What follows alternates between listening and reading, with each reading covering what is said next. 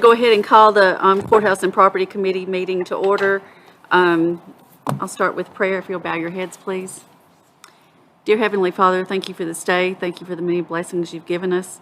Please help us to have the knowledge to do what we need to do for our county and do it in everyone's best interest. In Jesus' name, amen. As far as roll call, everyone's here except for Commissioner Thomas, and he had to work tonight. So we actually can approve minutes tonight, and we have 3 sets because we have a quorum tonight. I'm so excited. Okay, we need, I'll entertain a motion to approve July 19th Courthouse and Property Committee meeting minutes. So moved. Second. Okay, all in favor? Aye. Okay, and approval of the August 16th Courthouse and Property Committee meeting minutes. So moved. Second. Okay, all in favor? Aye. Okay, all opposed? And finally, the approval of September 20th Courthouse and Property Committee meeting minutes. So moved. Second. Okay, all in favor? All opposed? Okay, the first report is Fire Department. Mark Thomas. You have We my do. report in front of you, and I'll just let you in on some things. We are in the process of still repairing trucks. We're waiting on parts. One we've waited 12 weeks and should have it Thursday. And hopefully this will fix the truck, but we've had one down for 12 weeks that hadn't been functioning right. You could still haul water with it, but you couldn't fight a fire with it. And that one part is $6,000, you know, and it controls, basically, it's a controller for the whole truck. And I know Drew knows a little bit because he's been in the fire department, but it makes your pump go up and down so the water pressure goes up and down. And it tells the motor to do that. Pretty vital. Yeah, it's a vital part. Totally Yeah. important. So, and then we've got some that are having to replace radiator hoses and all heater hoses and stuff in because they're all gassing. They used what they thought was the latest and greatest in piping, and now it doesn't leak. But as antifreeze goes through the system, it puts off a gas, and it's coming through the pipe and fills the cab up with that antifreeze smoke. So Ugh. it's like everything else. You're 12 weeks out on parts if you can get them.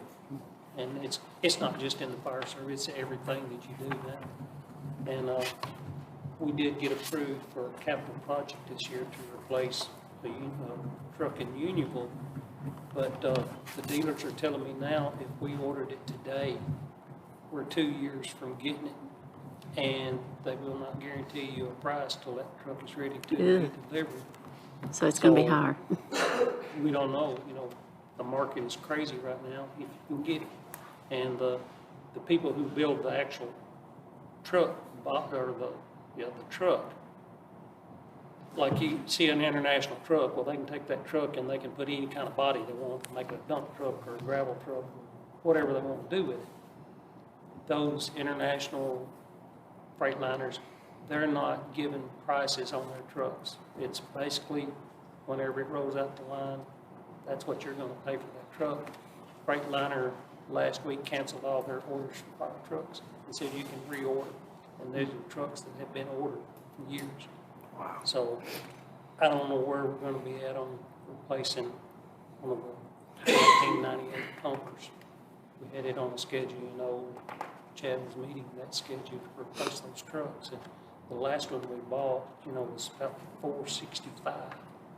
So it's kind of like the housing market. They're selling them for more than they're worth. Now you can't even Crazy. get them. And we are one away, Brian was here, I think we're one away from being fully staffed. We hired a new guy last week. And he's from Gallatin, so he put himself through school in Florida. We got his paperwork transferred, and so he came on, started this Monday, and then we have one that'll start November 14th as soon as he gets out of school. But it's a revolving door. Right. As far as employees. So. Have you seen improvement, though, since the pay increase? Matter of fact, we're attracting higher quality. Good, that matters. But there again, some of them left for lower paying jobs. I mean, that's their business. So. Right. Chief Thomas, I know when I came and spoke with you, we're in the middle of that truck ordeal. Are there any demos or, stock trucks that are out there that are They're even? also, Okay, everybody's snatching them. The factories, as a matter of fact, they're not even building demos really. okay. I was hoping to get one, I was told that I could get one in December in my price range, but he's yet to call me back and confirm that, so. I would know the answer then. It's a possibility. I mean, if the money that was funded for this capital project was a little bit less than what we needed, so I may have to go to the finance committee and request additional funds to get a truck. And we'll have to buy and I don't mean this in the wrong way, but a lesser quality of truck than what the county has been purchasing. Normally, we get 25 to 30 years out of a truck, but that's because we paid a better price for it. You get a better built truck. It's kind of like buying a Cadillac, or what do we think about the old, what they call it? Kind of like a different Pacers. brand. The Pacers, that didn't make it very long. Right. So, Okay, does anybody have any other questions for Mark? Okay. 911, I don't believe he's here. GIS report and media. I don't have too much to add to this. This morning, as Mark and Scott mentioned, we had a meeting of the committee to talk about rates and market. We would like specialties to slow it so far. We're trying to figure out some new ways to get the message out in different directions. Good ideas. I can see you on Mark or Scott. Other than that,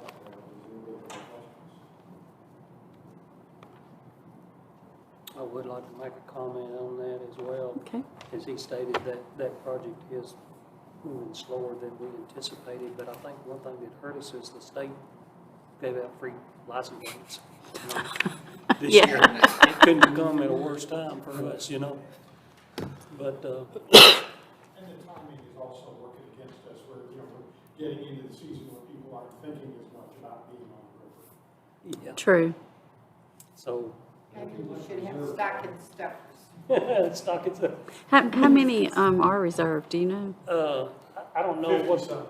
it's Well, like I'm one of 'em. 57 or something. I'm one of And we need 1,000. Mark or John right now? Yeah, we need 1,000 before they'll produce them, For those that don't. Has it been in the newspaper? I think it has, hasn't it? Yeah. I thought yeah. so. It's been extensive. I was thinking so. And for the folks that don't remember, this money goes to a 501c, which basically can buy fire department equipment and stuff for river rescue. It's not taxpayer dollars. What's tax dollars? Does it have to be people in our county? No. No, it's Whole state. statewide. That's what I thought, And- because, and just to give you a little bit more, we broadened that. It's not a fire department project. We did a separate 501c3 that's not made up of fire department. So this project can not only, our goal was to, have a way to replace those inflatable boats that only have a 5-year life on them. And and some of you may not know, a lot of this equipment that I've got through the years is sitting outside. And that is a killer for rubber stuff, the Absolutely. dry suits, the dive equipment, all this stuff is being stored wherever, And is most of Because that we're equipment from road- the original SRT team when we put that Yeah, together I mean, years I still ago? got- and, Wow.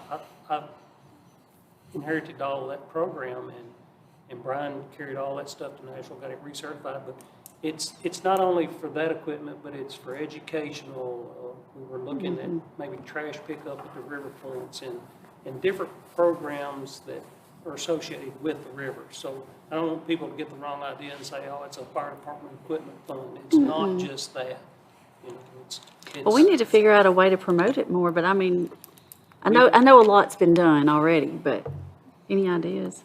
Yeah, I mean, that's why we met again today. I think, what is it, Brian, there's another 6 or 7 issues that came up with. Good. We're also asking for an extension from the state because timing was horrible, like Yeah. said. So hopefully we'll get this extension. Yeah, I hope And so. y'all noticed in the last commission meeting, I asked Donna if that program, the state might give away free tags next year, and she just said, I didn't think so. So if we got that extension, it might help. It probably will make a difference because Yeah. people don't want to pay for a tag if they're going to get one They can free. get one free, you know, That's all they gotta right. do is pay $5 versus. Right. Yeah, I wonder if we did $60. something with this, we're trying to reach out to Nashville media to try to push it statewide, because obviously this will benefit us in any county that purchases it.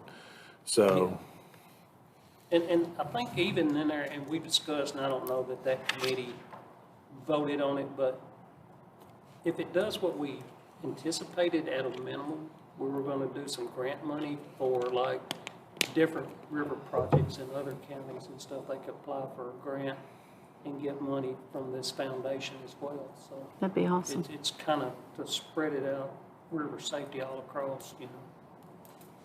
There's a lot of programming, a lot of activity coming up river now. Oh, yeah, Yeah, so for sure. just need to, everywhere they go, they need a license plate.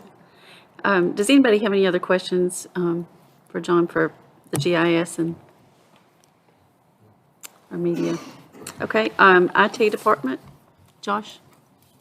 So, first of all, I'd like to thank you, Commissioners, for serving on our committee. It takes a lot of dedication to be able to serve on a committee, and I'd like to thank you all for representing our county. So thank you for doing that. We're glad to have you on our committee. IT department, we usually update our monthly report with the projects that we've got ongoing. There's a whole lot of projects that will make it. This is his. We do all the health care in the county, that includes all our break fix, and any items involving the network or any upgrades involving IT, pretty much includes everything, including audio, video, all the technical stuff. So what you'll see on your report this time is ISO software training. We've been working on deploying a new system for the Sheriff's Office. The Sheriff's Office has had a jail intake database for many, many years. The system has kind of gone end of life and required them to upgrade the software. So they purchased the upgrade, and we've helped them deploy that server. And we have it here. We've already gone through the process. We're transferring data as we speak today, and so the training should begin October 31st. People being trained, be sheriff's department, jail, adult probation, and some court officials as well that need that data. We were able to purchase a vulnerability assessment tool for the network, which these days with advanced cyber threats, we need to be able to scan internally to see if we have any vulnerabilities living on our systems. And so we're able to do that with the help of the EMA department. The EMA had a grant that came from a safety grant from the Department of Homeland Security. Correct me, Scott, if I'm wrong. But it was a grant that's actually from a year earlier. They approved the funds, and it allows us to purchase an assessment tool that we'll be able to use for a year. It means we'll be able to scan systems of various agencies and departments, public safety and administrative departments, to see how our systems fare as far as vulnerability assessments are concerned. We generally do somewhere between 100 and 150 help desk tickets a month. This month it was on the low end of that, but that doesn't mean that we're not doing constant maintenance and system replacements. We have systems that age. A lot of times we'll take our systems and we'll have to upgrade those after a certain amount of time. Windows license, Windows Server license, we have to upgrade to the newest version. We constantly push out upgrades. We have software that helps us with these systems and helps us manage these systems, and we have to purchase those as well. I would like to address, since y'all are here, I would like to talk to you about the environment that we're standing in tonight. It's majestic, historic courtroom. There's been a lot of effort put into this room to transform it into what you see before you today. A lot of minds came together.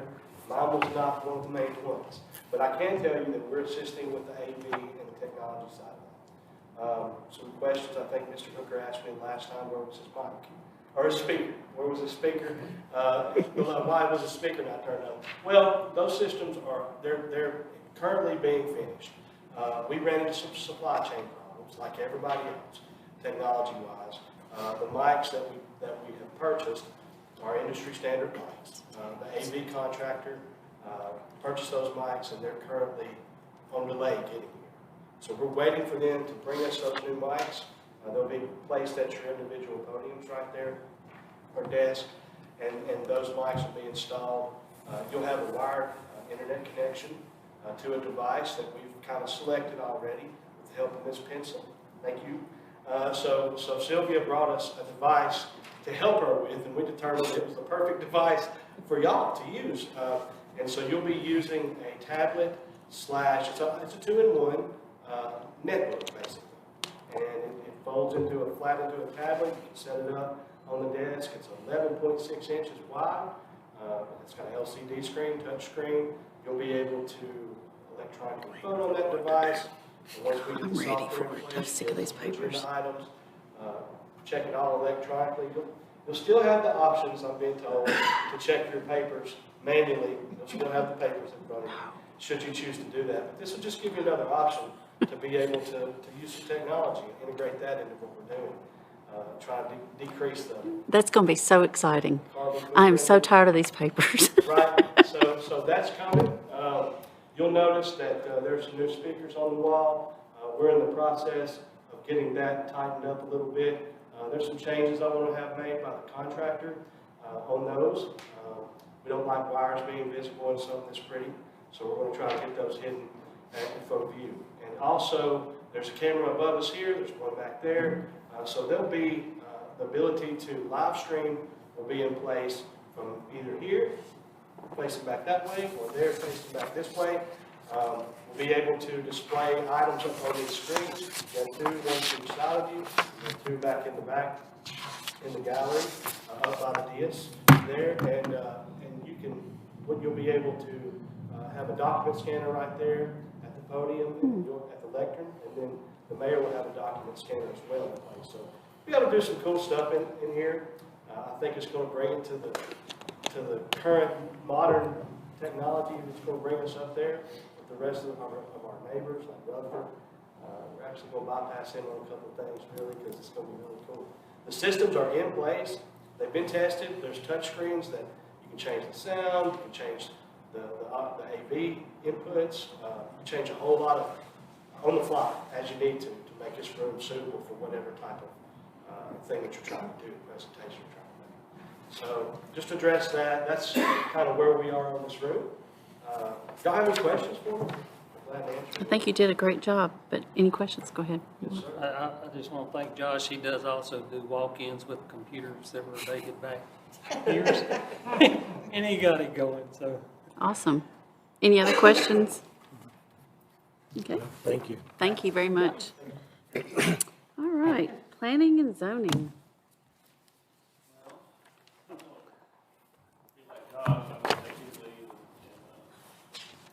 Congratulate this Courthouse and Property Committee for all the selections it made, not only the technology, but you can look at this room if you haven't looked at it. If you didn't ever look at it before, you know, all the visual It's changes pretty amazing. that are made that are fantastic, and I know the committee had a lot to do with that.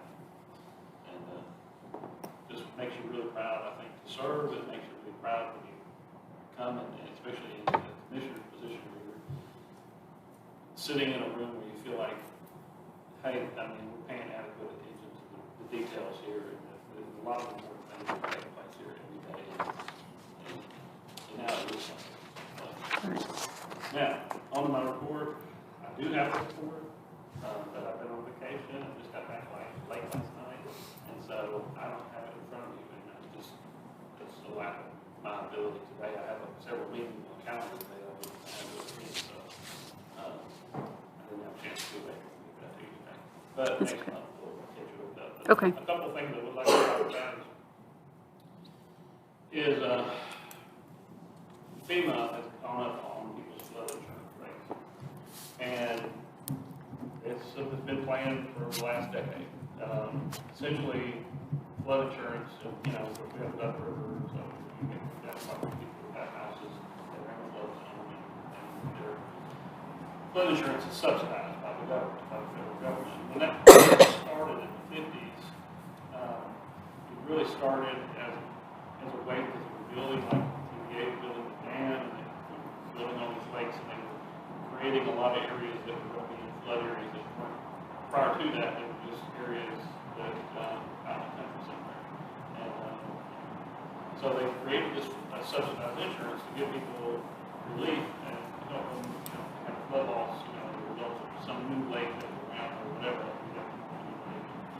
Like that. So it was never really designed to be a crutch for people to take advantage of it and say, oh, I can get cheap insurance, cheap flood insurance. I can build right here on the river and get the views that I really want to have, and that kind of thing. So, but that's essentially what it's become. So the federal government spends billions of dollars every year on flood loss properties. And so one of the things that has happened is, I would say about a decade ago, I was at a conference, a planning conference, and they were talking about what was to come. And that was that people were going to start weaning people off of the subsidies. And so that people's insurance rates would start to become more like the actuarial rates that the person would normally pay for. Right. So if you live in an area that has a high risk, your flood insurance would be more than somebody who lives in a place with a low risk. Or if you have a valuable piece of property, blah, blah, blah. So this year was the first year people's rates actually started going up. So I learned about a program called CRS, FEMA has, and it stands for Community Rating System. And what the CRS program does is if you join it, you participate in it, it allows the people who live in Bedford County to get a reduction of, and that is going to be based on all the things that we do as a community to prepare the public and,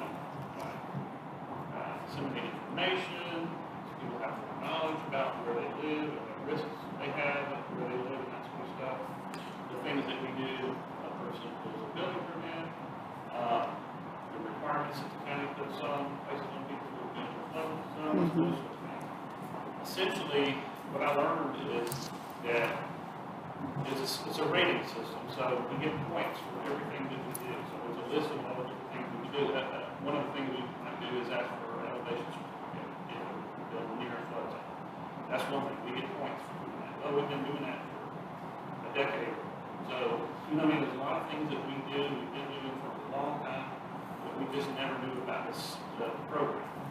And so now that we have this program, I'm starting to work with FEMA to be able to take advantage of that so that we can, so people who live in Bedford County can take advantage of those premium reductions and get some benefits. So is it based, is there any basis like of how many people are in a flood zone in your county, or is there any kind of? Just Okay. based on how many points that we can have. So Okay.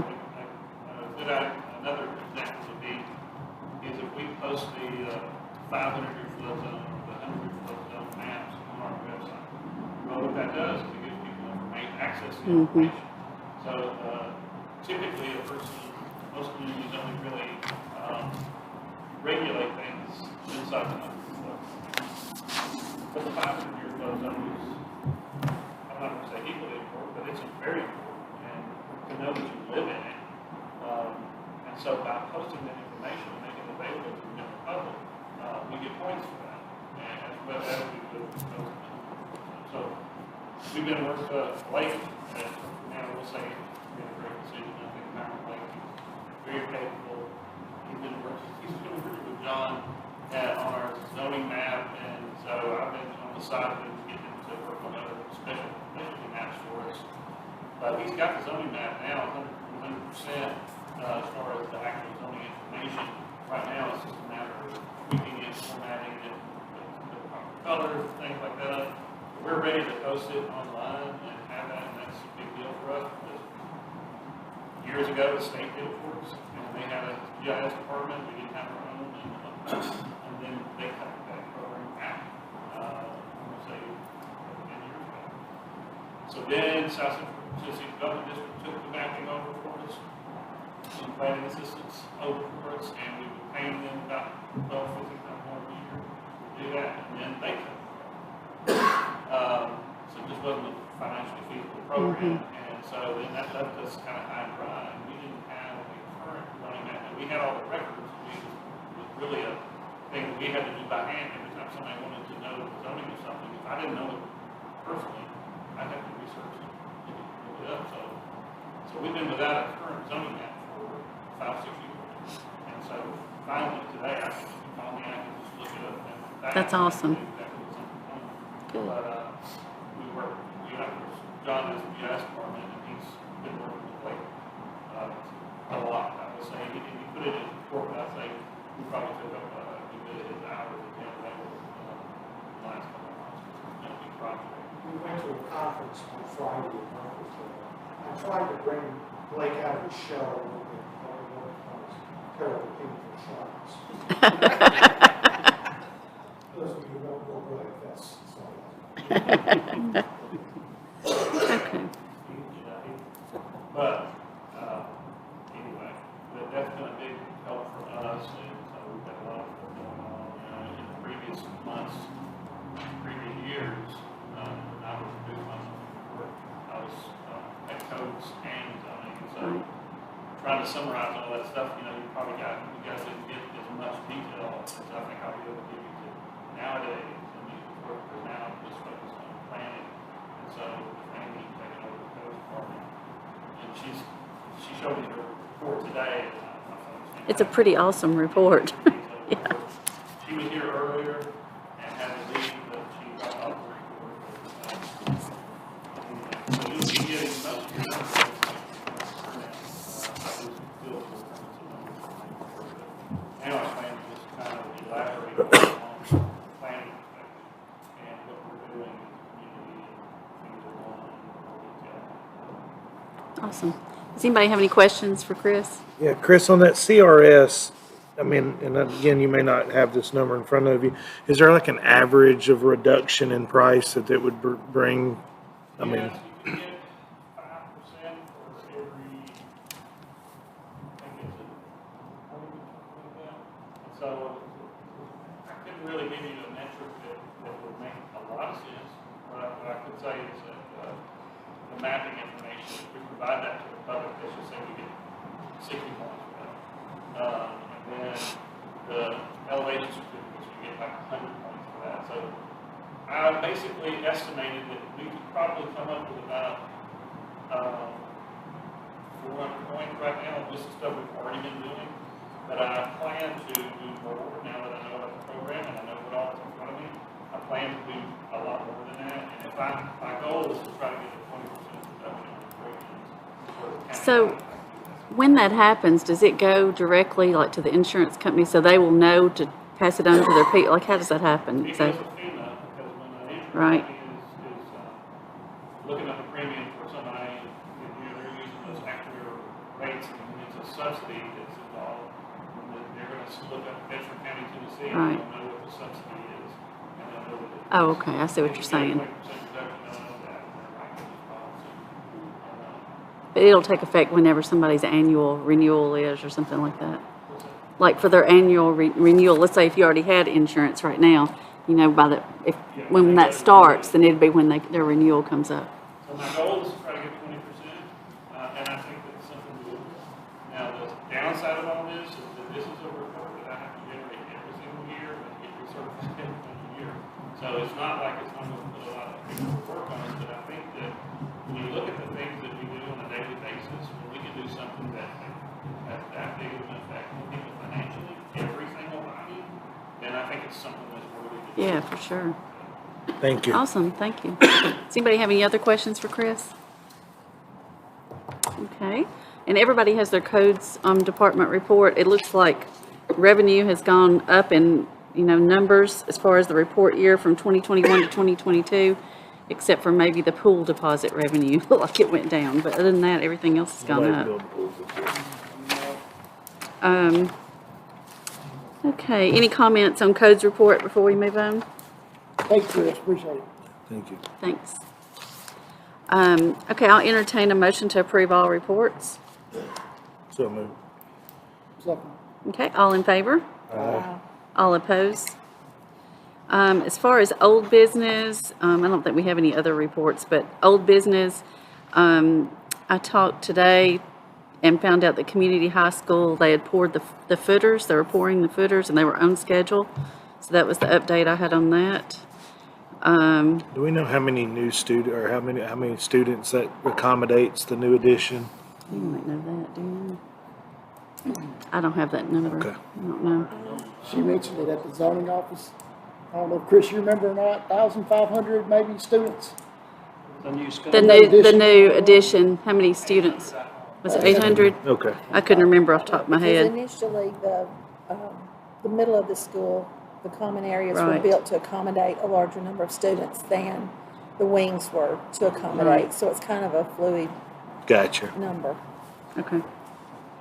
Well, All that'll get right. Does anybody have any other old business before I go into the new? Okay, as far as new, there's a request by Judge Rich to name Judicial Commissioner's Office for Terry Stacy, and he's here to speak on that. Went to sleep. I don't know why, you hadn't been sitting long. When you get old, you don't even realize it until it's too late. And I want to apologize, my voice is not too good, but Saturday afternoon I was at a small event in Knoxville. Yeah. It worked out pretty good. Yeah. I did that in '82. I did not do that in 2022. But I enjoyed watching. Yeah, this right here is very near and dear to my heart. Of course, I know we got some new members. I feel like just about everybody knew Terry Stacy. Probably a lot more people knew Terry Stacy than know Charles Ridge. Long time servant of Bedford County. I think he handled or held just about every position at the sheriff's office, except for sheriff. He was even jail administrator for a stint, I think. And then when I got elected in 1998, I had been a judicial commissioner. Terry took my place, and he stayed until he died in February.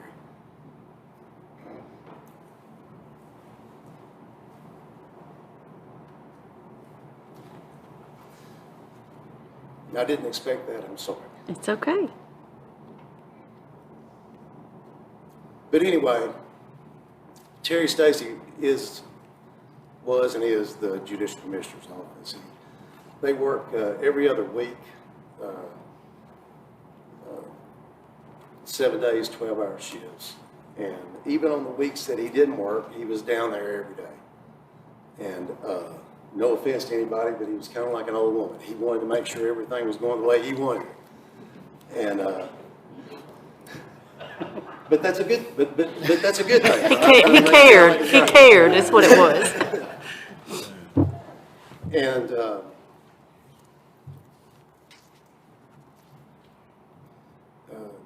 basically worked there till the day that he died. And I know his family and some of his children have had a hard time with it. I've kind of waited a little while. That was back in February.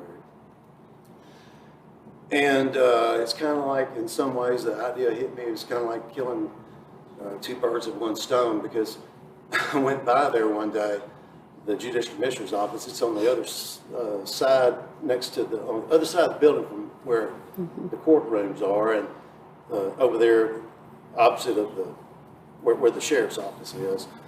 And I saw they taped a sign to the door. It's like that corrugated plastic, and it had the mailbox letters, you know, that. And so I went by there again today, and that's gone. And all I saw was just a sign that says, "Don't bring handguns in here," which is good. But I don't see how anybody's really found the place. I mean, I'm sure they had to bug the sheriff's office, and they got to redirect and go around. But anyway, I have a proposal. If you all are going to do that, I have a proposal, and I'll just show you. I got the sign, and Sergeant Featherstone with the Bedford County Sheriff's Department. I got one. Thank you. Thank you. He did that finished that backboard, and I think he was going to do something else to it to make it weatherproof. And I'll be honest with you, this meeting kind of crept up on me, and I wasn't able to get a hold of Sergeant Featherstone to actually bring the sign itself. But I did have a picture of it, and so I printed that off on the color printer. And he's probably not even able to be found because he's a big Alabama fan. And It just keeps and on, I saw doesn't on it? Facebook, he's not into some of the conspiracies. But otherwise, he's a good guy. And he does some woodwork, and he did that board backing on the back of it. So anyway, it's just a proposal, and I think what I kind of had in mind was obviously present to the committee. We'd never do something like that without their Oh, yeah. approval. And hopefully this committee would recommend that to the full commission, and maybe the family could be there and That'd be good.